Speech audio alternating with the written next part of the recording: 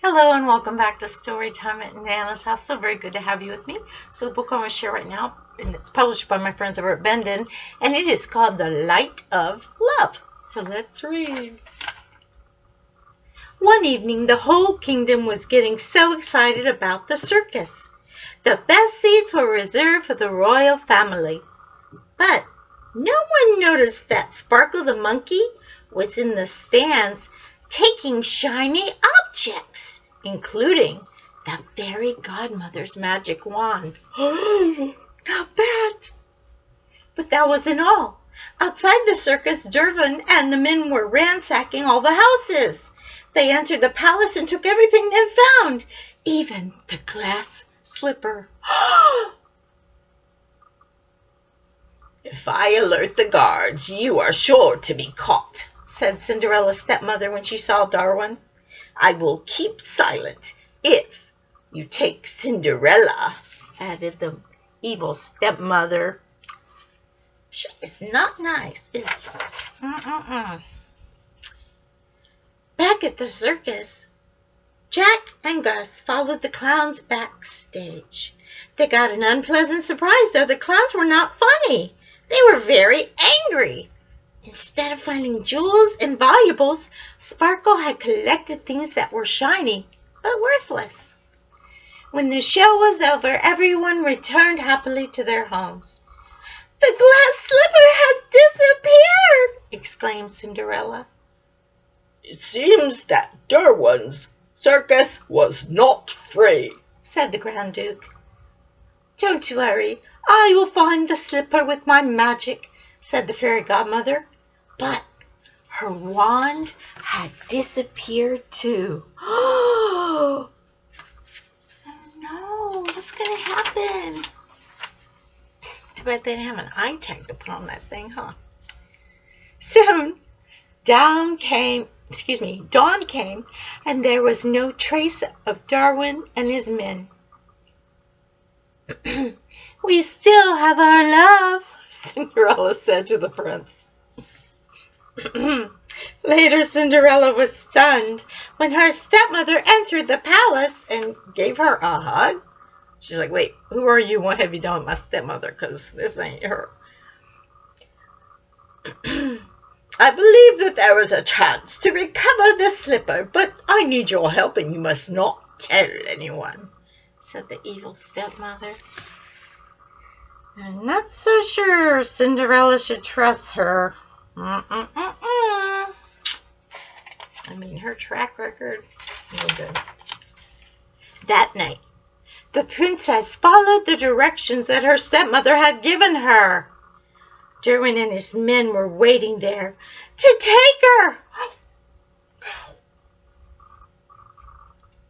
The stepmother went to the prince to tell him what had happened. "He must want a ransom," said the prince. "I would pay anything to get Cinderella back."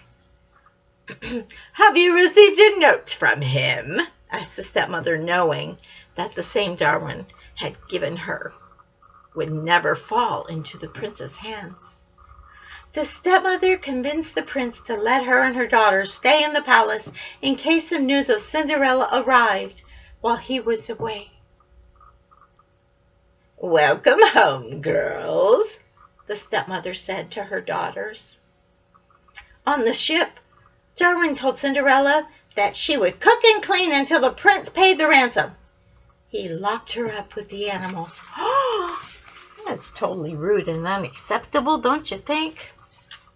I'd be calling my lawyer or... Just kidding. Cinderella told them that the story of the glass slipper and how she met the prince. So many happy stories attracted the attention of a pair of seagulls. The princess offered them some crumbs. Meanwhile, in the palace, Cinderella's stepsister spent all day giving orders to the servants. Jacques saw that a paper fell from the stepmother's purse. He picked it up and ran away with Gus. Dun dun dun dun dun dun dun dun dun.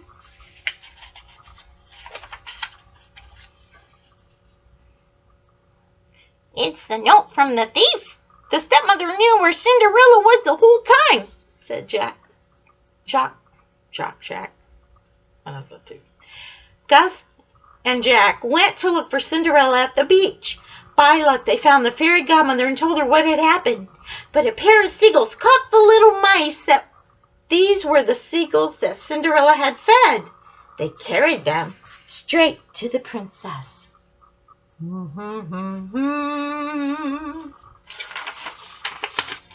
When the stepmother saw the prince return alone, she quickly threw a false trail on a piece of paper and tied it to a pigeon. When the pigeon arrived, the prince decided to follow the trail and look for Cinderella in the forest. Cinderella was very happy to see Jacques and Gus, but she began to cry when she heard that what her stepmother had done. To cheer her up, Sparkle, Jacques, and Gus got the glass slipper from Darwin's room and brought it to Cinderella.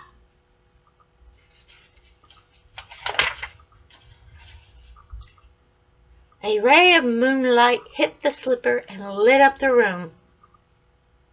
"Of course, true love always finds a way to shine in the darkness," said Cinderella as she placed it on the window. "I know that light," said the prince. "It's Cinderella." Darwin was furious when he discovered that Cinderella had sent a signal to the prince. "Where's Cinderella?" asked the prince as he fought the pirates.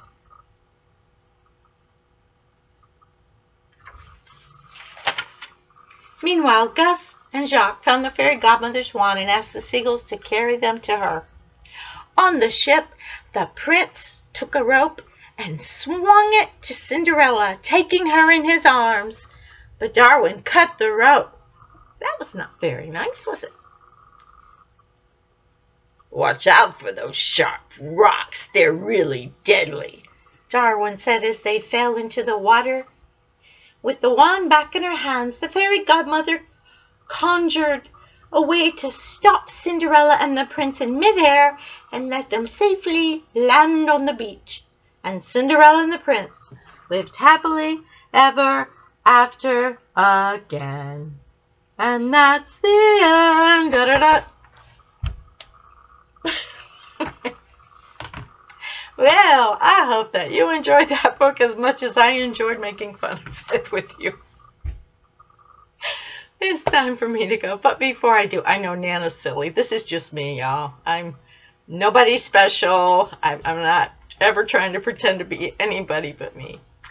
It is time for me to go, though in all seriousness, I want to continue to encourage you to let your light shine by being kind and being funny and not be afraid to cut up every once in a while, not be afraid to be silly, especially with the littles or not so littles in your life, because they need to see people like Nana who are not afraid to be like this.